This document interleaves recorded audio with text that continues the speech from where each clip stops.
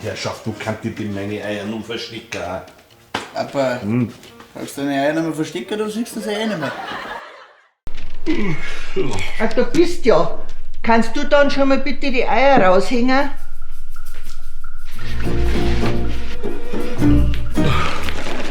Ach so, und ich hab schon gemeint, Was? ja, dass ich meine Eier raushängen soll.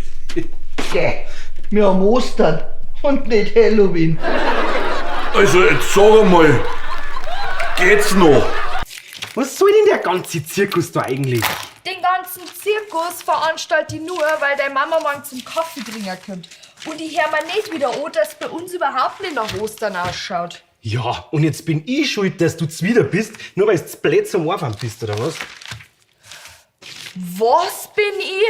Ja, die ganze Umeinanderbatzlerei da. Gibt's denn da keine einfachere Methode nicht zum Anfangen? Doch, die gibt's schon.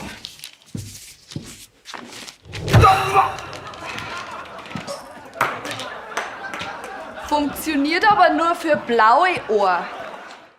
So, du willst zahlen. Jo. 4 Weißbier, die sind dann 18 Euro, gell? Passt. Merci. Danke, super.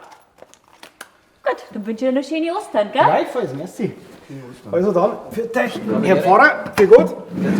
Ja, was heißt da für gut? Sehen wir uns nicht gleich wieder in der Kirche zur Ostermesse. Schauen Sie, Herr Pfarrer, ich bin ja gläubig, aber es gibt einen wesentlichen Unterschied zwischen einem Jesus und mir.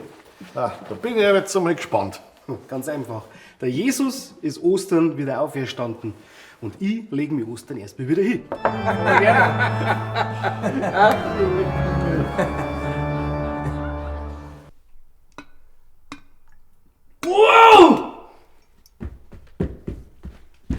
Sag einmal, bist du narrisch?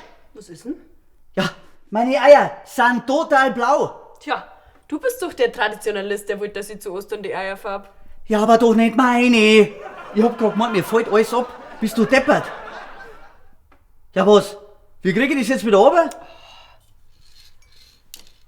Bla bla bla, mit warmem Wasser vorsichtig abtupfen. Das kannst du jetzt aber dumm, Haarschnecker, gell?